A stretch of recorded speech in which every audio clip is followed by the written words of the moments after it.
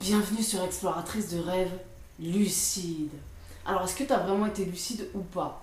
Souvent, je reçois en commentaire donc des commentaires qui m'expliquent, quelqu'un qui me raconte son expérience et qui à la fin me demande mon avis, est-ce que selon moi il a été lucide ou pas. Et je comprends cette confusion parce que c'est pas évident, particulièrement quand on débute, de savoir est-ce qu'on a réellement été lucide ou pas, parce que au réveil, le rêve lucide, ça reste un rêve et donc du coup ça s'évapore très vite. Donc on peut douter de ce qu'on a vécu.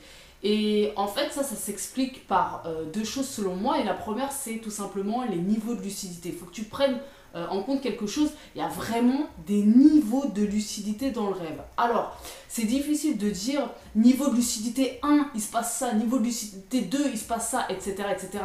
En fait, ça va être propre à chacun. En plus, je crois que a priori, je dirais, par exemple, mon niveau de lucidité 5, genre où j'ai un super degré de lucidité, j'imagine bien qu'il y a des personnes qui vivent en fonction de ma propre échelle des degrés de lucidité 6, 7, 8, 10 et 20. Tu vois ou pas ce que je veux dire? C'est-à-dire que chacun va être différent et toi, ton summum, c'est peut-être le minimum de la lucidité chez quelqu'un d'autre ou l'inverse. Et donc, tu peux que, en fait, avec le temps, explorer tes propres rêves, ta propre lucidité, tes propres niveaux de lucidité. Et en plus, c'est là où ça devient d'autant plus la confusion, c'est que c'est pas parce que tu as un gros degré de lucidité que tu pourras contrôler tout le rêve, et c'est pas parce que tu as un faible degré de lucidité que tu ne pourras pas influencer ou contrôler le rêve. Du coup, je comprends qu'il y a une confusion par rapport à ça, c'est pas évident. Mais déjà, la première chose, c'est qu'il faut se faire confiance. Quand tu es dans une démarche de faire des rêves lucides, de toute façon, si tu t'es vraiment mis dedans, si tu t'es vraiment engagé, que tu sais que sur le long terme, tu vas faire un programme vraiment pour faire des rêves lucides, à un moment donné, il va y avoir une évolution. Moi, je le vois, j'ai fait des rêves lucides toute ma vie, pourtant, depuis que j'ai ouvert cette chaîne et que je me suis engagé et investi, mais voilà, ma lucidité n'a rien à voir avec ce que j'ai pu vivre dans le passé, en fait. Il y a une autre couleur quelque part. Donc ça, c'est qu'en explorant avec le temps que de toute façon, tu pourras toi te faire ta propre échelle de niveau de lucidité. Donc, les niveaux de lucidité, si par exemple dans un rêve, tu as pris conscience que tu étais en train de rêver, donc ok, tu prends conscience que tu rêves, tu sais que tu es dans un rêve, mais pour autant, le scénario du rêve continue de t'embarquer. Tu n'arrives pas à maîtriser quoi que ce soit, tu n'arrives pas à influencer quoi que ce soit, tu essayes de faire apparaître des choses, tu n'y arrives pas, et puis il y a des personnages qui sont là, et ils t'agressent, tu sais très bien que c'est des personnages, mais tu sais pas pourquoi, tu leur réponds quand même, et voilà, tu te sens encore complètement mais pris dans le scénario du rêve. Pourtant, tu sais que tu es dans un rêve. Bon, ça, c'est un faible degré de lucidité. Et en fait, à chaque degré de lucidité, il y a des techniques, disons, pour accentuer cette lucidité. Je sais qu'il y a beaucoup de personnes qui, donc, notamment ce genre de personnes qui me racontent leur expérience et qui me demandent mon avis à la fin, très souvent, elles ont fait un rêve lucide, effectivement. Tu te poses même pas la question si t'as pas fait un rêve lucide. Hein. Tu te réveilles pas d'un rêve non lucide en te disant « Attends, est-ce que j'étais lucide ou pas ?» Non, si déjà, dans ton rêve, tu parlais de lucidité ou que t'agissais comme quelqu'un de lucide, même si c'était un faible degré de lucidité, t'étais lucide. Donc, du coup, dans ces moments-là, ce qu'il faut faire, si tu vois que très souvent et régulièrement, tu fais des rêves, ou tu prends conscience que tu rêves, mais tu n'arrives à rien maîtriser, ce qu'il va falloir faire, ta première étape à toi, ça va être d'accentuer cette lucidité. Et comment tu peux faire ça? Tu peux faire ça tout simplement en demandant plus de lucidité au rêve. Tout simplement, tu demandes plus de lucidité. Et moi, c'est ce que je fais et ça fonctionne très bien pour moi. Ça fonctionnait pas avant, ça fonctionne très bien aujourd'hui. Donc voilà, comme quoi les choses évoluent. Ou alors, tu peux aussi méditer. Alors tu peux te poser, te calmer, te concentrer sur ta respiration, ou alors te concentrer sur certains objets de ton décor sans y rester trop longtemps, parce que je te rappelle que si tu restes trop longtemps fixé sur un objet, le rêve se déstabilise. Donc tu peux utiliser tes 5 sens, disons, méditer pleine conscience dans le rêve, c'est-à-dire utiliser vraiment tes 5 sens. Tu peux le faire à tour de rôle, par exemple. D'abord tu te concentres sur la vue, après sur l'ouïe, qu'est-ce que tu entends, qu'est-ce que tu sens, etc. Alors attention aussi avec la méditation, parce que ça peut quand même donner lieu à certaines expériences un peu fortes, ou alors te réveiller. Moi je suis dans cette exploration en ce moment, et c'est vrai que j'ai des expériences un peu particulières à chaque fois, mais ça me donne pas lieu à des rêves lucides très longs. Donc voilà, c'est peut-être pas, si t'as pas l'habitude de méditer, c'est peut-être pas la meilleure solution de méditer pour accentuer sa lucidité, c'est une option. Mais moi je te conseille tout simplement, tu demandes plus de lucidité au rêve, hein, tout simplement. Alors après il y a un autre truc, c'est que j'ai souvent parlé sur la chaîne, si tu as suivi un peu, de rêves contrôlés. Alors rêve contrôlé c'est quoi? C'est un rêve dans lequel tu contrôles tout, c'est-à-dire que tu veux faire apparaître ça, tu fais apparaître ça, tu as des pouvoirs, tu fais ci, tu fais ça, tu es le maître du monde. Et pourtant, au réveil, tu sais que tu n'étais pas réellement lucide. Alors, qu'est-ce qui s'est passé à ce moment-là? Et ça, quand, dans ta démarche de faire des rêves lucides, ça arrive très souvent. Ça risque de t'arriver de faire des rêves contrôlés. C'est-à-dire des rêves non lucides, finalement, où tu te comportes comme quelqu'un de lucide. Ben là, il se passe quoi à ce moment-là, vu que tu es imprégné dans le monde des rêves lucides, dans ta vie, tu parles de ça, tu veux faire des rêves, tu essaies avec des techniques, etc. Il se grave des trucs en toi, tu te programmes quelque part. Et ce qui va se passer, c'est que tu vas, à ce moment-là, dans un rêve non lucide, incarner un personnage lucide. Ah, ça devient un peu compliqué, c'est pour ça qu'il y a des personnes qui doutent.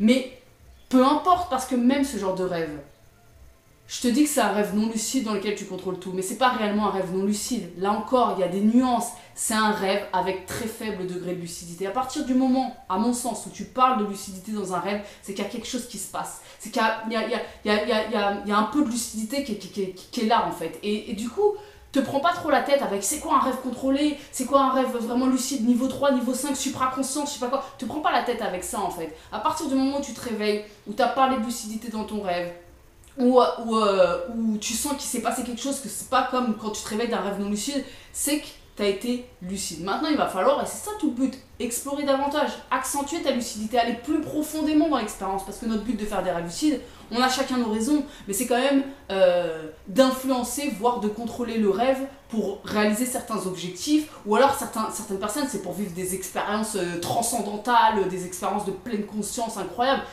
Peu importe, on a tous finalement, même quelqu'un qui veut méditer dans le rêve pour voir ce qui se passe et vivre une expérience de dingue, bon bah il y a quand même un objectif derrière.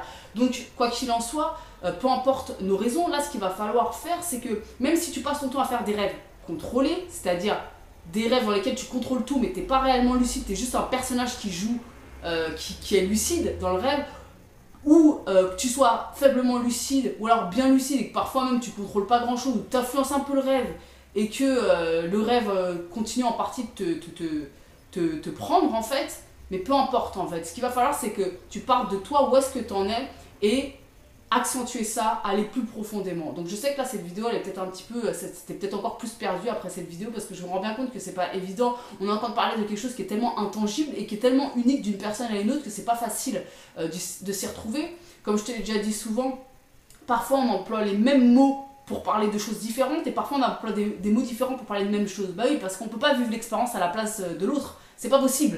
Donc il n'y a que toi, dans le fond, qui peut juger, à savoir est-ce que tu as été lucide ou non, qu'est-ce qui s'est passé pour toi. Moi, c'est très difficile quand tu me racontes ton expérience, évidemment, que je peux te dire, bah si, et là, évidemment, tu as parlé de lucidité, et puis là, à ce moment-là, tu as dicté, et puis tu as fait ça. Je peux te dire, bien sûr, si tu as été lucide, mais je peux pas te dire à quel degré tu étais lucide. Je peux pas vivre l'expérience à ta place. Donc c'est à toi de te faire confiance.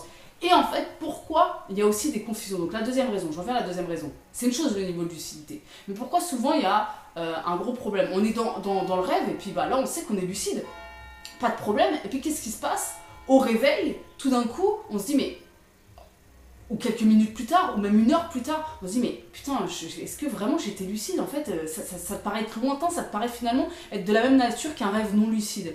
Et en fait, le deuxième problème qui se passe quand on doute, c'est la mémoire. Faut comprendre qu'un rêve lucide, c'est un rêve. Ok, dans lequel tu peux, tu as conscience que tu rêves, tu peux tout contrôler, et c'est très, ça peut être intense quand tu le vis. En tout cas, tu captes le rêve à travers tes 5 sens, comme dans ta réalité ordinaire, que ce soit intense ou pas. Mais quand tu te réveilles, qu'est-ce qui se passe en fait? Tu reviens à la surface, tu reviens dans le réel, et le rêve, tout comme le rêve lucide, tout comme un rêve non lucide, il commence à s'éloigner de toi, et en fait, quasiment, très rapidement, il se range tout simplement dans ta mémoire comme un souvenir. Ça veut dire quoi en gros? Si je te demande de te souvenir d'un truc que tu as fait il y a un mois, d'accord? Je sais pas, je te dis n'importe quoi, il y a un mois, tu es parti au cinéma. Je te demande de te souvenir de ça. Ok, tu vas te souvenir du fait d'avoir été au cinéma, d'avoir vu tel film, tu vas te souvenir d'avoir été avec tel ami ou tel ami, et tu vas pouvoir même me dire, à ce moment-là, on a rigolé par rapport à ça, on a parlé de ça, etc. En fonction de ta mémoire et du fait, enfin, en fonction de si tu as passé un excellent moment ou pas, on va plus ou moins graver les moments dans notre mémoire. Peu importe.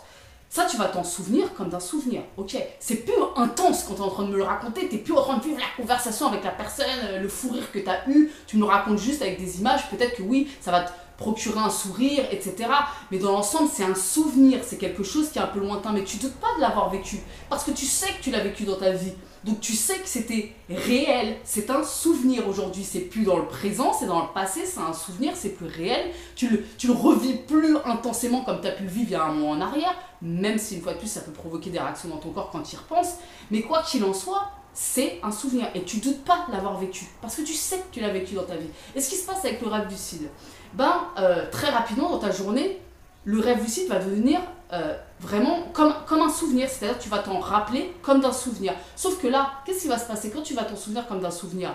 Vu que c'est un rêve, tu vas te mettre à douter. Tu te dis, attends, est-ce que réellement j'étais lucide ou pas? Tu te mets à douter, c'est comme si tu te mettais à douter du souvenir que tu as vécu il y a un mois parce que tu le vis plus dans le présent, tu vois, ton corps il est plus en train de le vivre, le souvenir.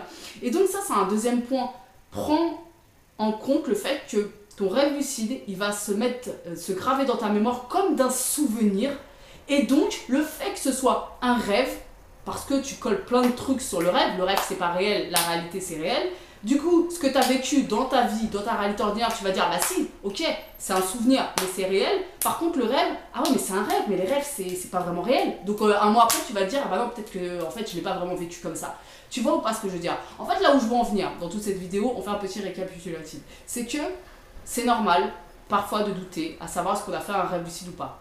C'est normal parce qu'il y a plein de degrés de lucidité, parce que mes niveaux de lucidité sont pas les tiens, parce que la mémoire du rêve, elle est très fragile, et qu'un rêve lucide se met, en tout cas pour ma part, ça se range dans la case souvenir, et donc le fait de se dire ouais mais c'était un rêve peut faire qu'on doute avec le temps, mais surtout ne jamais remettre un rêve lucide en question une semaine après, ça n'a aucun sens.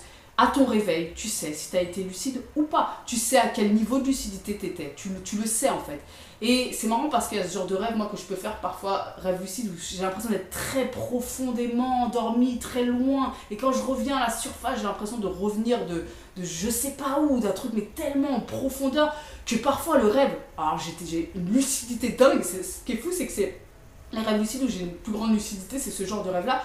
Et après, à mon réveil, wow, ça paraît tellement d'un coup lointain. C'est comme si c'était un souvenir très lointain d'un coup.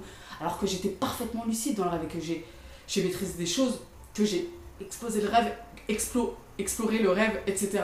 Donc, tu vois ou pas ce que je veux dire? Très rapidement, le rêve lucide va se ranger dans la catégorie souvenir lointain dans ta tête. Donc, si tu commences à remettre en question ça, c'est comme si tu remettais en question tout ce qui s'est passé dans ton enfance.